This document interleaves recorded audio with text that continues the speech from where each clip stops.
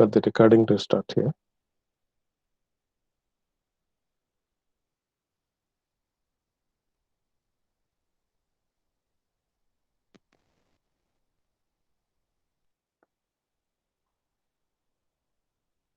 Yeah, we'll start today's session.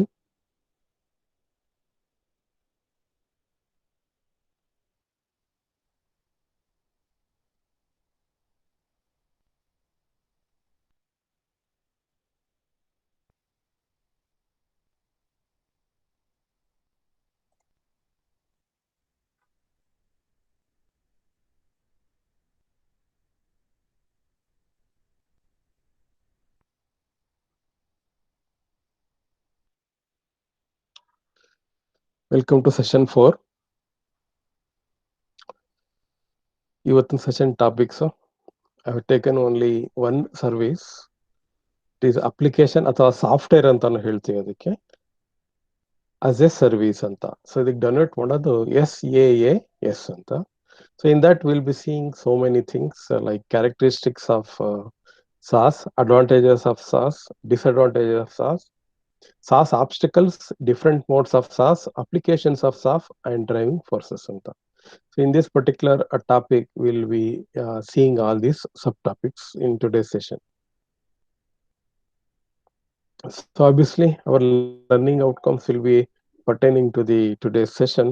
Like we'll be learning about what is application or a software as a service, what are the different characteristics of SaaS, learn and understand the advantages and disadvantages of SaaS. Then we'll see some example applications and we'll try to learn about them.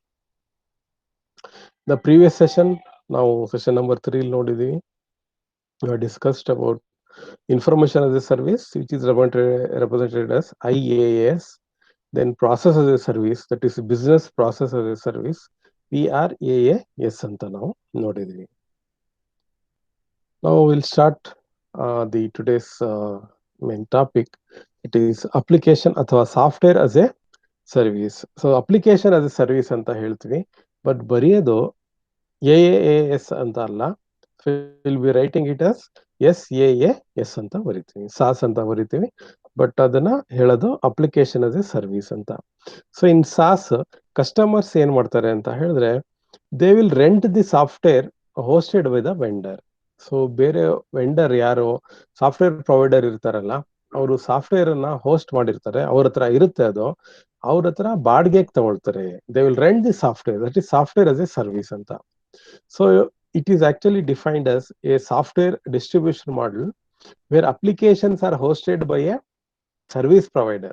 Service provider applications are host ಮಾಡಿರ್ತಾರೆ and they are made accessible to the users. So those applications as a service which are hosted by the, we can say, vendor ಅಥವಾ service provider. So application service provider ಯಾರು ಇರ್ತಾರೆ ಅವರು, and they will made it accessible to the users over the internet. ಇದಕ್ಕೆ ಆ ತರ define ಮಾಡ್ತಾರೆ application as a ಸರ್ವಿಸ್ಗೆ. Software distribution ಮಾಡಲು the applications are hosted by a service provider or a vendor and made accessible to the users over the internet. Next ಬಂದ್ರೆ merit of this model ಏನಪ್ಪಾ ಅಂತ ಹೇಳಿದ್ರೆ, these services are global accessibility, easy administration ಮತ್ತೆ compatibility. So global ಎಲ್ಲಿಂದ ಬೇಕಾದ್ರೂ access ಆಗ್ಬೋದು, administration easy ಆಗಿರುತ್ತೆ, ಕಂಪ್ಯಾಟಿಬಿಲಿಟಿನೂ ಇರುತ್ತೆ, ಬೇರೆ ಬೇರೆ ಡಿವೈಸ್ಗೆ ಅದು ಕಂಫರ್ಟೇಬಲ್ ಆಗಿರುತ್ತೆ. ಮೈಲ್ಡ್ ಎಕ್ಸಾಂಪಲ್ ಈಗ ಹೇಳ್ತೀವಿ ಅಂದ್ರೆ, ಈ ಗೂಗಲ್ ಸ್ಲೈಡ್ಸ್ ಇದೆ, Microsoft we have this web office ಇದೆ. So this are all software as a service. ಅದು ವರ್ಡ್ ಪ್ರೊಸೆಸಿಂಗ್ ಸಾಫ್ಟ್ವೇರ್ಸ್ ಅದೆಲ್ಲ. So their service here, globally accessible, easy administration, compatibility. ಅದೇ ತರ ಕಂಪ್ನಿಗೆ ಬೇಕಾಗಿರೋ ಸಾಫ್ಟ್ವೇರ್ಸ್ಗಳೆಲ್ಲ, so that can be provided through the vendor here, and that can be accessed by the user globally with ease of administration and compatible with large number of devices. So ಇದನ್ನ ನಿಮ್ಮ text book ಅಲ್ಲಿ, so it has operated something like this: software as a service provider ಇರ್ತಾರೆ, so clients ಇರ್ತಾರೆ, ಅವ್ರದೇ ಆದ application data ಮತ್ತೆ configuration data ಇರುತ್ತೆ. So they will be using the software over the internet from the service provider. So we'll see the characteristics of application as a service. So ಏನಪ್ಪಾ characteristics ಅಂದ್ರೆ, so we can manage the software from a central location, no issues. Then accessing commercial software through the web, commercial software access, ಇದು ಏನೋ features of application as a service ಅಂತ ಹೇಳ್ಬೋದು. ಈ application software ಒಂದೇ ಕಡೆಯಿಂದ manage ಮಾಡ್ಬೋದು. ಮತ್ತೆ commercial softwares ಗಳೆಲ್ಲ can be provided through the web. And there is no need for users to take care of software patches and upgrades. ಏನ್ ಸಾಫ್ಟ್ವೇರ್ಸ್ಗಳು ಪ್ಯಾಚಸ್ ಬರ್ತಾ ಇರುತ್ತೆ, ಅಪ್ಗ್ರೇಡ್ಸ್ ಬರುತ್ತೆ, ಯೂಸರ್ಸ್ ಅದು ಇನ್ಸ್ಟಾಲ್ ಮಾಡೋದೇನು ಬೇಕಾಗಿಲ್ಲ, ಆಟೋಮೆಟಿಕ್ ಪ್ರೊವೈಡರ್ ಅದೆಲ್ಲ ನೋಡ್ಕೊಳ್ತಾನೆ. ಆಮೇಲೆ ಎ ಪಿ ಐಸ್ ಪ್ರೊವೈಡ್ ಮಾಡುತ್ತೆ for integration between different pieces of software. Application programming ಇಂಟರ್ಫೇಸ್ಗಳನ್ನು ಯೂಸ್ ಮಾಡಿಕೊಂಡು you can interface between different pieces of software. So these are the 4 characteristics related to application as a software. Now we'll see its advantages. The service model ಏನಪ್ಪ, application as a software ಅಂತ ಏನಿದೆ, so it facilitates the enterprises that all locations are using the applications of the correct version. ಇದೊಂದು advantage ಏನಪ್ಪಾ ಅಂತ ಹೇಳಿದ್ರೆ, ಎಲ್ಲಾ locations ಅಲ್ಲಿ users they will be using the correct version applications use ಮಾಡ್ತಾ ಇದ್ದಾರೆ. ಅದೊಂದು ಅಡ್ವಾಂಟೇಜ್ ಸಿಗುತ್ತೆ. ಇಲ್ಲ ಹಂಗೆ ಪರ್ಚೇಸ್ ಮಾಡ್ಕೊಂಡಿದ್ರೆ ಕೆಲವರು ಸಾಫ್ಟ್ವೇರ್ ಅಪ್ಡೇಟ್ ಮಾಡ್ಕೊಂಡಿರಲ್ಲ, ಅಪ್ಡೇಟ್ ಲೇಟರ್ ಅಂತ ಮಾಡ್ಕೊಂಡಿರ್ತಾರೆ. ಅವ್ರು ಲೇಟೆಸ್ಟ್ ಅಪ್ಡೇಟೆಡ್ ಸಾಫ್ಟ್ವೇರ್ ಅಲ್ಲಿ ವರ್ಕ್ ಮಾಡ್ತಾ ಇರಲ್ಲ ಕೆಲವು ಪ್ರಾಜೆಕ್ಟ್ ಮೇಟ್ಸ್. ಒಂದು ಏನಾಗುತ್ತೆ ಅಂತ ಹೇಳಿದ್ರೆ, ಈ ಹೊಸ ಅಪ್ಡೇಟ್ಸ್ ಅಲ್ಲಿ ಕೆಲವು ಪ್ಯಾಚಸ್ ಎಲ್ಲ ಫಿಕ್ಸ್ ಆಗಿರುತ್ತೆ, ಕೆಲವು ಬಗ್ಸ್ ರಿಮೂವ್ ಮಾಡಿರ್ತಾರೆ, ಅಥವಾ ಎಕ್ಸ್ಟ್ರಾ ಫೀಚರ್ಸ್ ಅನ್ನ ಆಡ್ ಮಾಡ್ಕೊಂಡಿರ್ತಾರೆ. ಅದು ಕೆಲವರು ಅದನ್ನ ಯೂಸ್ ಮಾಡ್ತಾರೆ, ಕೆಲವರು ಯೂಸ್ ಮಾಡಲ್ಲ, ಅದು ಪ್ರಾಬ್ಲಮ್ ಬರುತ್ತೆ. ಸೊ ನಾವು if you are availing this service through the cloud, application as a service ಅಂತ ನೀವು ಸಾಫ್ಟ್ವೇರ್ ಅನ್ನ ರೆಂಟ್ ಮಾಡಿದ್ರೆ, ಅವಾಗ every user of the company which is working on that particular software here will be having the correct version ಅಂತ ಹೇಳ್ಬೋದು. That is one advantage. Then ಇದು software as a service ಇನ್ನೊಂದೇನಪ್ಪಾ ಅಂತ ಹೇಳಿದ್ರೆ, ಇದು it increases the accessibility of application to global localities. ಅಂದ್ರೆ customization ಮಾಡ್ಕೋಬಹುದು, security ಇರ್ಬೋದು, ವೆಬ್ ರಿಲಯಬಿಲಿಟಿ ಇರ್ಬೋದು, ಮೋರ್ ಬ್ಯಾಂಡ್ವಿಡ್ತ್ ಇರ್ಬೋದು. ಸೊ ಗ್ಲೋಬಲ್ ಲೊಕ್ಯಾಲಿಟೀಸ್ ಹೆಂಗಿರುತ್ತೆ, ಸೊ ಅಮೆರಿಕಲ್ಲಿ ಜಾಸ್ತಿ ಬ್ಯಾಂಡ್ವಿಡ್ತ್ ಇದೆ, ಅದ್ರ ಪ್ರಕಾರ ಮಾಡ್ಬೋದು. ಬೇರೆ ಯಾವ್ದೋ ಒಂದು ಕಂಟ್ರಿಲಿ, ಥರ್ಡ್ ವರ್ಲ್ಡ್ ಕಂಟ್ರಿಲಿ ಬ್ಯಾಂಡ್ವಿಡ್ತ್ ಕಡಿಮೆ ಇರ್ಬೋದು. ಅದೇ ತರ ವೆಬ್ ರಿಲಯಬಿಲಿಟಿ ಚೈನಾಲಿ ಒಂಥರ ಇರುತ್ತೆ, ಬೇರೆ ಇಂಡಿಯಾಲಿ ಬೇರೆ ತರ ಇರುತ್ತೆ. ಸೆಕ್ಯೂರಿಟಿನೂ ಅಷ್ಟೇ, ಚೈನಾಲಿ ಒಂಥರ ಇರುತ್ತೆ, ಇಂಡಿಯಾಲಿ ಒಂಥರ ಇರುತ್ತೆ, ಅಮೆರಿಕಾಲಿ ಒಂಥರ ಇರುತ್ತೆ. ಅದಕ್ಕೆಲ್ಲ ಹೊಂದ್ಕೊಂಡು ಆ ಗ್ಲೋಬಲ್ ರಿಯಾಲಿಟೀಸ್ ಏನಿದೆ, ಗ್ಲೋಬಲ್ ಲೊಕ್ಯಾಲಿಟೀಸ್ಗೆ ಏದಂಗೆ ಅದು ಈ ಅಕ್ಸೆಸಿಬಿಲಿಟಿ ಆಫ್ ದ ಅಪ್ಲಿಕೇಶನ್ ಅದ್ರ ತಕ್ಕಂಗೆ ಅದು ಇನ್ಕ್ರೀಸ್ ಮಾಡುತ್ತೆ.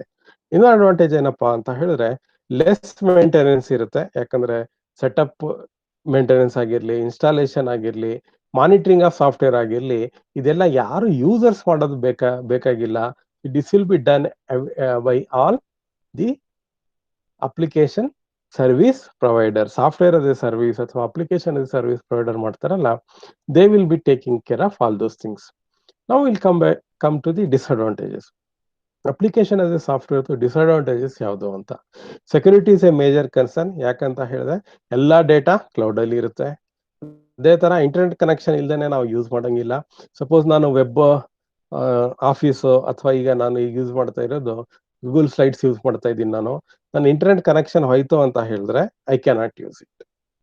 C, I am using now application as a service, free service use ಮಾಡ್ತಾ ಇದ್ದೀನಿ, ಗೂಗಲ್ ಸ್ಲೈಡ್ಸ್ ಅನ್ನ ಯೂಸ್ ಮಾಡ್ತಾ ಇದ್ದೀನಿ ನಾನು. But internet connection is mandatory. Without internet connection I cannot access that. ಅದೇ ತರ switching different SaaS vendor is a little bit challenging, as it may involve a slow and difficult process of transferring very big data files through the internet. ಅದೊಂದಿದೆ. ಯಾಕಂದ್ರೆ vendor share ಮಾಡ್ತೀವಿ ಅಂತ ಹೇಳಿದ್ರೆ ನಮ್ಮ data ಎಲ್ಲ ಅಲ್ಲೇ store ಆಗಿರುತ್ತಲ್ಲ, large files ಎಲ್ಲ. So transferring process will be difficult. ನಾವು storage service ಅಲ್ಲಿ ಎಲ್ಲ ನೋಡಿದೀವಿ, ನಾವು ವೆಂಡರ್ ಲಾಕ್ ಇನ್ ಅಂತ ಹೇಳಿದ್ವಿ. ಇನ್ ಕೇಸ್ ಪ್ರಿನ್ಸಿಪಲ್ ಕೊಟ್ರೇನೋ ನಮ್ಗೆ, ಈಗ suppose I am using Google Slides, I am storing all my files on the Google Drive. Now we'll go for the say Microsoft Web, Microsoft Office Web ಹೋಗ್ತೀನಿ ನಾನು. ಅಲ್ಲಿ word power point ಅಲ್ಲಿ use ಮಾಡ್ಕೊಳ್ತೀನಿ ನಾನು. ಅವಾಗ ಏನಾಗುತ್ತೆ, suppose if my files are very large, it will be difficult process to move very big files over the internet files ಇಂದ big files move ಮಾಡೋದು ಕಷ್ಟ. ಅಲ್ಲಿಂದ ಅಲ್ಲಿ ಕಷ್ಟ ಆಗ್ಬಿಡುತ್ತೆ. ನೆಟ್ ಕನೆಕ್ಷನ್ ಇರಬೇಕು ಮೂವ್ ಟೈಮ್ ಅಲ್ಲಿ, ಇಲ್ಲಾಂದ್ರೆ I have to download it For downloading also I need internet connection. Suppose I want to upload it back to the OneDrive, Microsoft OneDrive now ಮಾಡ್ಬೇಕಂದ್ರೆ once again I need the internet here. So it is a difficult process here. That is like that comes under disadvantage ಅಂತ ಹೇಳ್ಬೋದು ಅಷ್ಟೇ. So software as a service ಅಥವಾ application as a service model is not appropriate for applications here which demand response time in milliseconds. milliseconds ಅಂದ್ರೆ ತುಂಬಾ fast response time ಯಾರು ಕೇಳ್ತಾರೆ ಅಂತ applications ಇದು ಸೂಕ್ತ ಅಲ್ಲ ಅಂತ. ಯಾಕಂತ ಹೇಳಿದ್ರೆ ಇದು ಕ್ಲೌಡ್ ಇಂದ ಹೋಗಿ ಬರೋದು. ಅವಾಗ ಲ್ಯಾಟೆನ್ಸಿ ಇರುತ್ತೆ, ಡಿಲೇ ಇರುತ್ತೆ. ಲ್ಯಾಟೆನ್ಸಿ ಹೆಂಗೆ ಅಂದ್ರೆ ಡಿಲೇ ಇರುತ್ತೆ. ಇಲ್ಲಿಂದ ನಾವು ರಿಕ್ವೆಸ್ಟ್ ಕಳ್ಸಿರ್ತೀವಿ, ಅಲ್ಲಿ ರಿಕ್ವೆಸ್ಟ್ ಹೋಗಿ ಎಕ್ಸಿಕ್ಯೂಟ್ ಆಗಿ ಬರೋದು. ಸಪೋಸ್ ನೀವು C program, Java program execute ಮಾಡ್ತೀರಿ ಅನ್ಕೊಳ್ರಿ, ಅವಾಗ ಏನಾಗುತ್ತೆ, ಅದೇ ಇಲ್ಲೇ ನಿಮ್ ಸಿಸ್ಟಮ್ ಅಲ್ಲಿ ಇದ್ರೆ ಮಿಲಿ ಸೆಕೆಂಡ್ಸ್ ಅಲ್ಲೇ ಕಂಪೈಲ್ ಆಗಿ ರನ್ ಆಗ್ಬಿಡುತ್ತೆ. ಅದೇ ಕ್ಲೌಡ್ ಅಲ್ಲಿ ಇದ್ರೆ what it will happen, your program has to be go there. So ನೀವು ಸುಮಾರು ಈ ಲ್ಯಾಬ್ಸ್ ಅಲ್ಲೆಲ್ಲ ನೀವು ಆನ್ಲೈನ್ ವರ್ಷನ್ಸ್ ಅಲ್ಲೆಲ್ಲ ಯೂಸ್ ಮಾಡ್ತೀರಾ. ಅವಾಗ ಏನಾಗುತ್ತೆ, ಅವಾಗ ಪ್ರೋಗ್ರಾಮ್ ಎಲ್ಲ ನಿಮ್ದು ಆ ಕ್ಲೌಡ್ ಹೋಗ್ಬೇಕು, ಕ್ಲೌಡ್ ಅಲ್ಲಿ ಎಕ್ಸಿಕ್ಯೂಟ್ ಆಗ್ಬೇಕು. ನೀವು ಏನ್ ಟೈಪ್ ಮಾಡಿರ್ತೀರಾ ಅಲ್ಲಿಂದ ವಾಪಸ್ ನಿಮ್ಗೆ ರಿಸಲ್ಟ್ಸ್ ಬರಬೇಕು. ಸೊ ಸೊ ಹಂಗಾಗಿ ಕ್ರಿಟಿಕಲ್ ಅಪ್ಲಿಕೇಶನ್ಸ್ ಇರ್ತಾವಲ್ಲ, which demands say results in with in milli seconds ಅಂತ ಅವ್ರಿಗೆ ಅವರು they should not go for software as a service. Instead they should install whatever the softwares they require on their private systems ಅಲ್ಲಿ ಅದನ್ನ install ಮಾಡ್ಕೋಬೇಕಾಗುತ್ತೆ. Cloud ಮೇಲೆ ಅವರು depend ಆಗ್ಬಾರ್ದು. ಅದೇ ತರ ಅಡಚಣೆಗಳು ಏನೇನಿದೆ ಇದಕ್ಕೆ ಅಂತ ಹೇಳಿದ್ರೆ, complication to its use and implementation.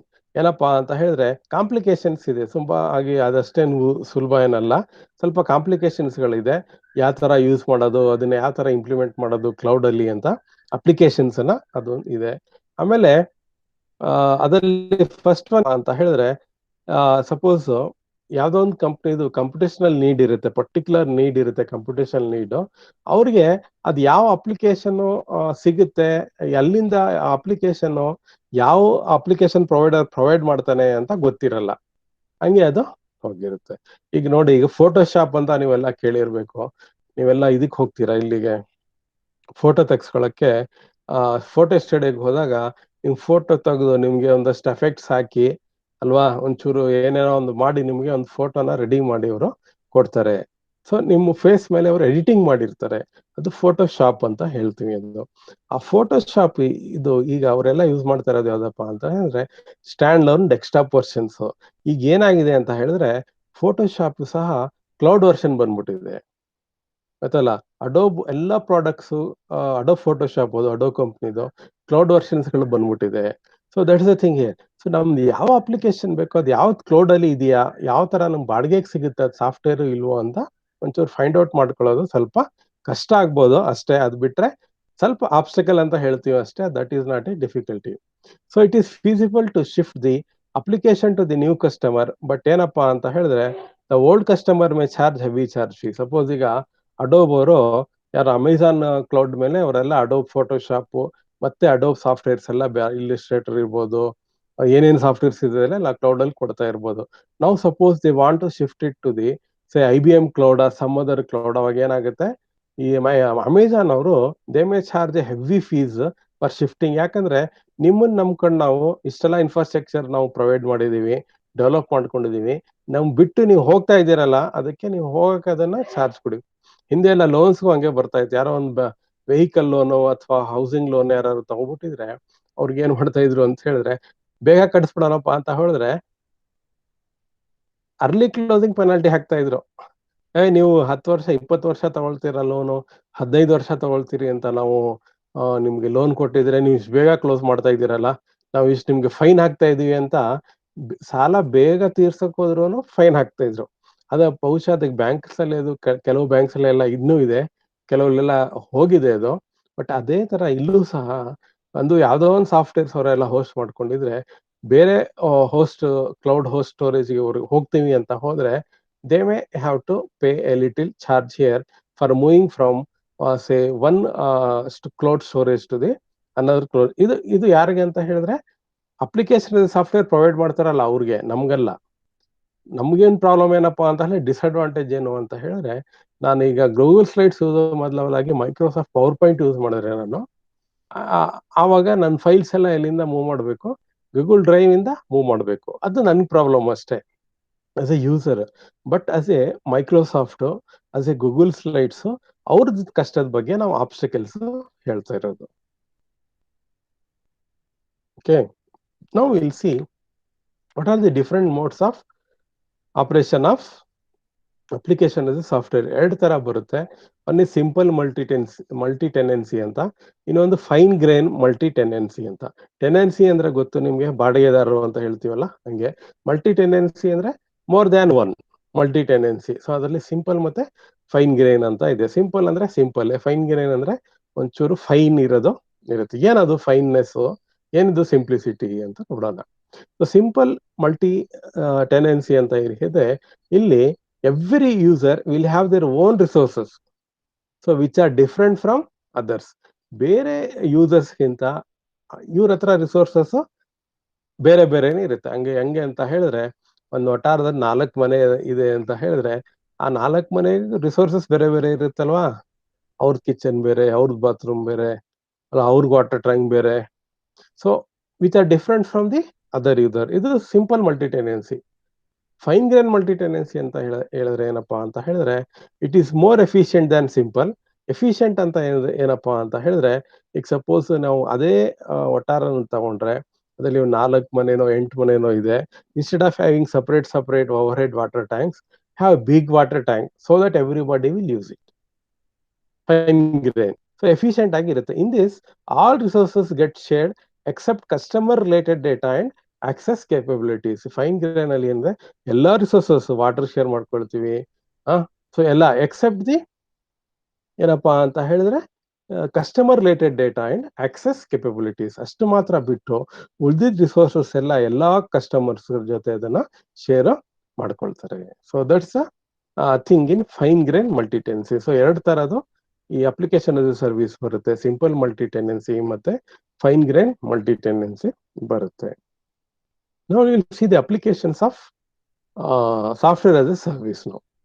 So software which performs a task without much interaction with the other systems, so make use of SaaS. So which performs a task without much interaction with the other systems, so make use of SaaS ಅಂತ ಹೇಳ್ತಾನೆ. So softwares here ಬೇರೆ systems ಜೊತೆ interaction ಇಲ್ದೇನೆ ಅವ್ರ ಪಾಡವ್ರು ಕೆಲಸ ಮಾಡ್ಕೊಳ್ತಾರಲ್ಲ, ಯಾವುದು Photoshop ಅಂತ ಹೇಳಿದ್ರೆ ನಾನು, ಆ ತರ ಇರ್ಬೋದು. ಸೊ ಬೇರೆ ಸಿಸ್ಟಮ್ಸ್ ಇಂಟ್ರಾಕ್ಷನ್, ಅಡೋಬ್ ಇಲಿಸ್ಟ್ರೇಟರ್ ಇರ್ಬೋದು, ಅಡೋಬ್ ಡಾಕ್ಯುಮೆಂಟ್ ಎಡಿಟರ್ಸ್ ಇರ್ಬೋದು, ಆಫೀಸ್ 365 ಇರ್ಬೋದು. So interaction with other systems. So ಅಂತ ಸಾಫ್ಟ್ವೇರ್ಸ್ಗಳು ಇದು ಸೂಟೇಬಲ್ ಆಗಿರುತ್ತೆ. ಯಾವುದಕ್ಕೆ? Application as a software.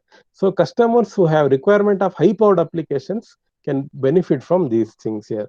ಅದೇ ತರ some of the services include ಇದರಲ್ಲಿ ಯಾವ್ಯಾವ್ದು ಅಂತ ಬರುತ್ತೆ ಅಂತ ಹೇಳಿದ್ರೆ, ವೆಬ್ ಅಪ್ಲಿಕೇಶನ್ಸ್ ಬರುತ್ತೆ. ಅದರಲ್ಲಿ ಯಾವ್ದು ಅಂತ ಹೇಳಿದ್ರೆ ಈ ಬ್ಲಾಗಿಂಗ್ ಬರುತ್ತೆ, ಅದು ಸಾಫ್ಟ್ವೇರ್ ಸರ್ವಿಸ್ ಕೊಡ್ಬೋದು.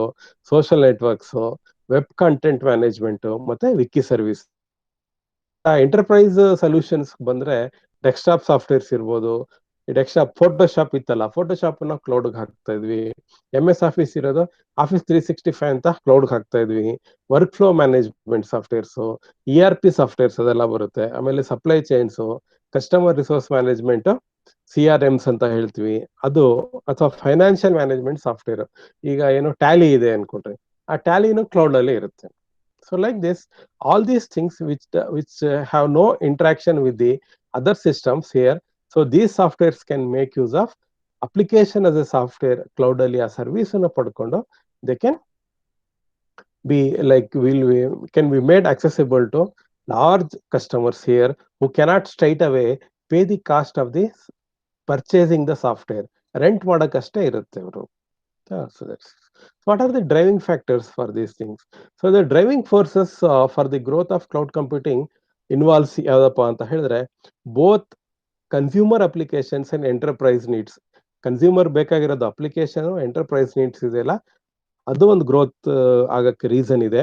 ಸೊ ಆಮೇಲೆಪ್ಪ ಅಂತ ಹೇಳಿದ್ರೆ, there are many reasons and issues which are driving most of the cloud vendors to offer. ಯಾವ್ಯಾವುದು ಅಂತ ಹೇಳಿದ್ರೆ, clients may want, so software vendors interest, ಆಮೇಲೆ enterprises interest, plenty of software as a platforms, ಆಮೇಲೆ total cost of ownership. So will see software vendor interest ಅಂದ್ರೆ ಏನು ಅಂತ. It is expected that more applications of the services are to be made available in the future. So ನಾವು ನೋಡ್ತಾ ಇದ್ದೀವಿ ಈಗ ಈ text book syllabus ನಿಮ್ಮ frame ಮಾಡೋ ಟೈಮಲ್ಲೇ ಏನಿತ್ತು ಆ ವೆಂಡರ್ಸ್ಗಳು ಈ ಲಿಸ್ಟ್ ಪಟ್ಟಿ ಜಾಸ್ತಿ ಆಗ್ಬಿಟ್ಟಿದೆ.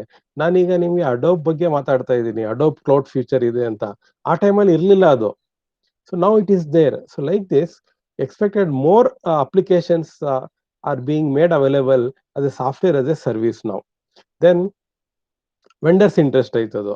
ದೆನ್ ಎಂಟರ್ಪ್ರೈಸಸ್ ಇಂಟ್ರೆಸ್ಟ್ ಅಂತ ಹೇಳಿದ್ರೆ it is possible to deploy software as a application in 2 ways. ಯಾವ ತರ ಅಂತ ಹೇಳಿದ್ರೆ ಇಂಟರ್ನಲಿ ಮತ್ತೆ ಎಕ್ಸ್ಟರ್ನಲಿ. ಸೊ ಎಕ್ಸ್ಟರ್ನಲ್ ಯೂಸ್ ಮಾಡುತ್ತೆ ಅಂತ ಹೇಳಿದ್ರೆ ಸೊ IT ಪ್ರೊಫೆಷನಲ್ಸ್ ಅದ ಯೂಸ್ ಮಾಡ್ಕೊಳ್ತಾರೆ, so that they can get the capability to focus more on their work related than say then doing other things here. ಅವಾಗ ಏನಾಗುತ್ತೆ, ಅವ್ರಿಗೆ ಒಂದು ಕಾಂಪಿಟೇಟಿವ್ ಅಡ್ವಾಂಟೇಜ್ ಸಿಗುತ್ತೆ ಮಾರ್ಕೆಟ್ ಪ್ಲೇಸ್ ಅಲ್ಲಿ. ಅವ್ರು ಏನ್ ಮಾಡ್ಕೋಬಹುದು ಅಂತ ಹೇಳಿದ್ರೆ so they can do faster development, fast ಆಗಿ ಡೆವಲಪ್ ಮಾಡ್ಕೊಂಡು ಹೋಗ್ಬೋದು. ಎಂಟರ್ಪ್ರೈಸ್ ಇಂಟ್ರೆಸ್ಟ್ ಆದಂಗೆ ಆಗುತ್ತೆ. ದೆನ್ ಡಿಫ್ರೆಂಟ್ ಪ್ಲಾಟ್ಫಾರ್ಮ್ಸ್ ಆರ್ ನಾವು growing each month. So more popular ಆಗ್ತಾ ಇರೋದ್ರಿಂದ ಏನಾಗ್ತಾ ಇದೆ ಅಂತ ಹೇಳಿದ್ರೆ, ನಾನು ಹೇಳಿದ ಆಫೀಸ್ MS ಆಫೀಸಸ್ ಕ್ಲೌಡ್ ಅಲ್ಲಿ ಸಿಗ್ತಾ ಇದೆ ಅಂತ ಹೇಳಿದ್ರೆ ಬೇರೆ ಅಪ್ಲಿಕೇಶನ್ಸ್ ಯಾವ್ಯಾವ ಸಿಗಲ್ಲ ನಿಮ್ಗೆ. So many more vendors are force to make their platform software as a service friendly for those applications which are based on ಸಂಘ ಆಗ್ತಾ ಇದೆ. Then clients are very much interested to move towards software as a service platform because they can reduce the number of servers they can power and cool. ಅದಾಗ್ತಾ ಇದೆ, ಕ್ಲೈಂಟ್ಸ್ಗೂ advantage ಆಗ್ತಾ ಇದೆ. So plenty of software platforms ಬರಕ್ ಕಾರಣ ಇದು ಆಗುತ್ತೆ. Then total cost of ownership.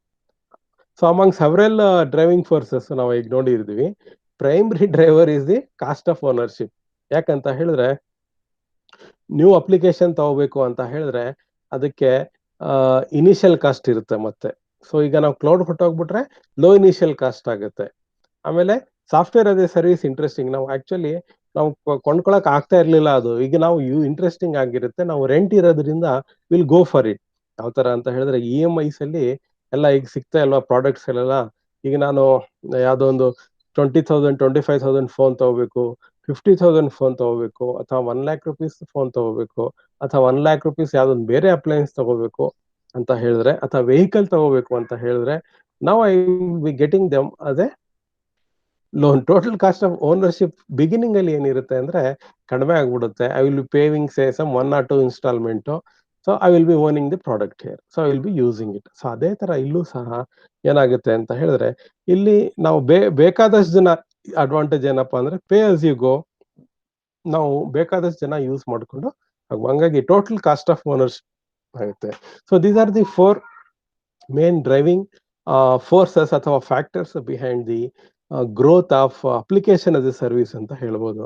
ಅನ್ನೋದು softwares vendors interest, enterprises interest, ಮತ್ತೆ plenty of software availability of software as a application platforms, then total cost of ownership.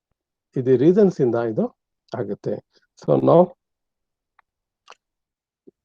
we have come to the end of this session. So what we have learned today, we have seen application software as a service, then characteristics of SaaS, advantages of SaaS, disadvantages of SaaS, then SaaS obstacles, different modes of SaaS, applications of SaaS, ಮತ್ತೆ driving forces of SaaS ಅನ್ನ ನೋಡಿದ್ದೀವಿ. So now it's a question and answer session.